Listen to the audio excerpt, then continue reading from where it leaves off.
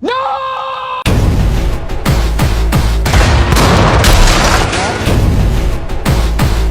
about this? The U.S. Park Police are...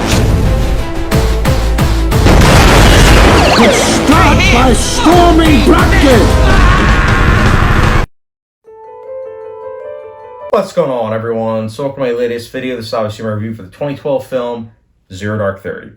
So Zero Dark 30 turns 10 this year, which gave me a pretty darn good excuse to finally sit down and review this film for you guys. So again, Zero Dark 30, it's a film directed by Catherine Bigelow, the same director that gave us Detroit, The Hurt Locker, and a slew of other films. This is a film that when it came out in 2012, it faced a lot of controversy. But that being said, it did pick up a bunch of Oscar nominations, including a win for, I think it was sound mixing, which it tied with Skyfall. It was either sound mixing or sound editing. I'm actually going to change it. I think it was sound editing. But anyways, this was a film that, again, very much so a lot of critical acclaim, but at the same time, the controversy was definitely something that, with audiences, it did split them down a little bit. If you go on IMDb, it has like a 7.4 out of 10, which, all things considering, is kind of on the lower side.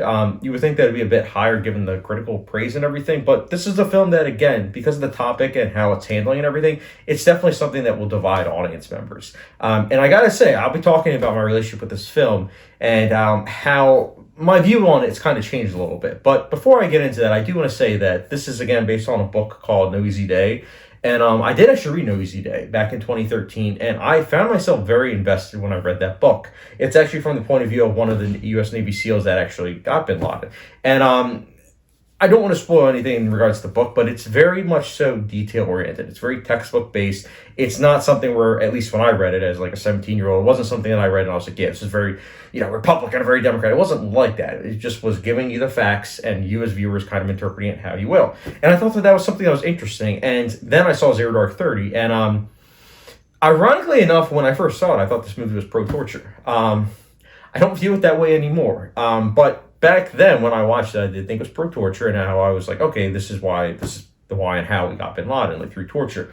But one of the things was, as a film buff, this film really, really kind of opened my eyes with sound mixing. This was a film that is dealing with a lot of silence, but at the same time, when there's action that's going on, the action is very much so sound-based.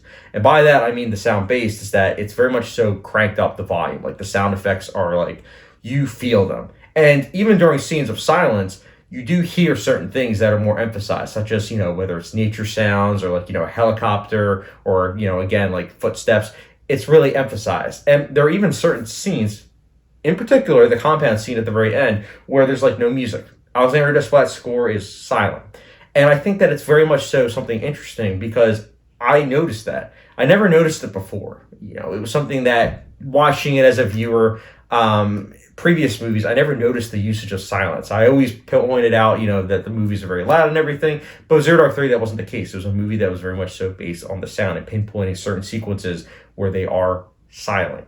And I really liked that, and I am glad for this film because, again, this is a film that really made me acknowledge and recognize what sound mixing is. And from then onwards, it was something that I really was able to appreciate in films. But even watching this film today, like rewatching it, I appreciate it even more. Like, it's a great mix. The sound mixed in, honestly, with Alexander Desplat's score is really something to behold. And this is also a film that, as I mentioned earlier with the textbook approach, that also goes with the characters. This is the film that's dealing with Maya. We're following the character Maya, played by Jessica Chastain. And she's someone that I've heard a lot of people say is two-dimensional or, isn't developed. But I would disagree personally, and I will say this also with the caveat that I do also think that this is a film that's more of like a fly-on-the-wall based kind of textbook approach, as opposed to like okay, we got to develop these characters one at a time. It's not what it's about. We're seeing everything from Maya's viewpoint, so because of that, all these other characters aren't really that developed. And it makes sense as to why, because she's not really close to other people. She's someone that's very much so keeping to herself. And because of that, we also learn that she really isn't close with other people and is very much so focused on this manhunt. And I think that that's something that's important to discuss because that in itself is a character trait, and that is development of her. In addition to that, I also think that focusing on her journey of this and everything is compelling. For one, we see the beginning of the film, how she handles things. And then at the end with, again, don't want to spoil anything, but the final scene, it just really emphasizes the point of like, what is the cost of this? What is the cost of going on something like this?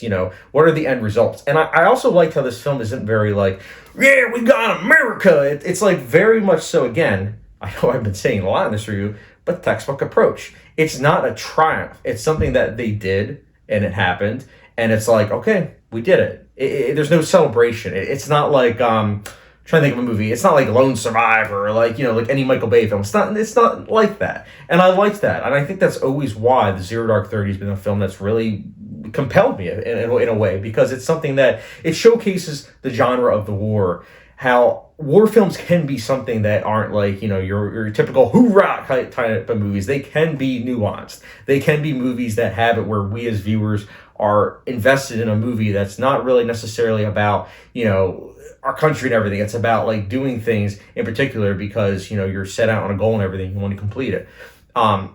Again, it's a film that's not going to be for everyone though, because again, if you are someone that has to have things spoon-fed and everything, this isn't really that kind of film.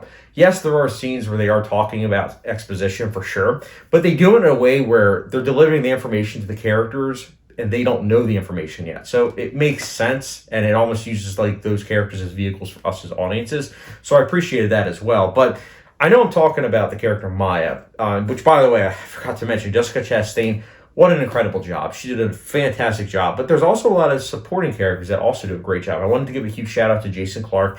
I still think this might be his best performance. I think he did a great job. And Mark Strong isn't in it that much, but I've always been a fan of Mark Strong. But in this film in particular, he does an excellent job. I think it was Greg Fraser did the cinematography in this film, and he did an amazing job with the lighting, the usage of color.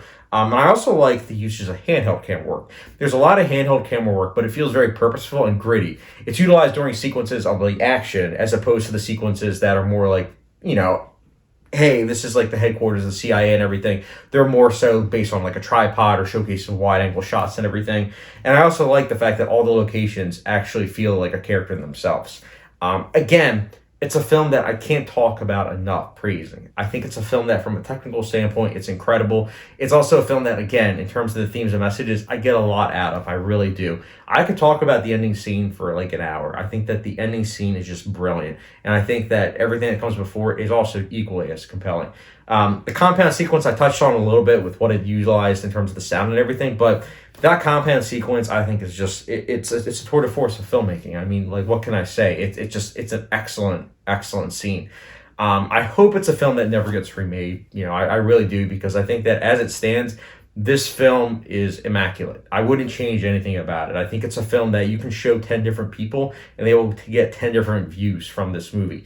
I think, again, a lot of this movie's controversy is something that is a shame, because yes, this movie is dealing with torture, but it never says, yes, this is how we got Bin Laden, or it doesn't say, no, this isn't how we got it.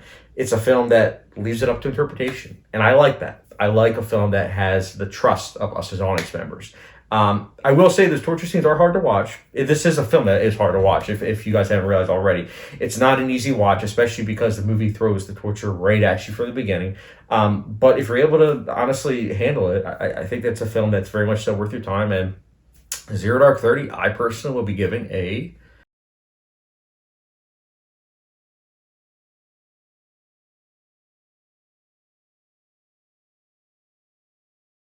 So yeah, guys, I know I rambled on a lot about this film, but what can I say? It helps me out a lot with becoming the film buff that I am today. So what can I say? But guys, Zero Dark 30, did you like it? Did you not?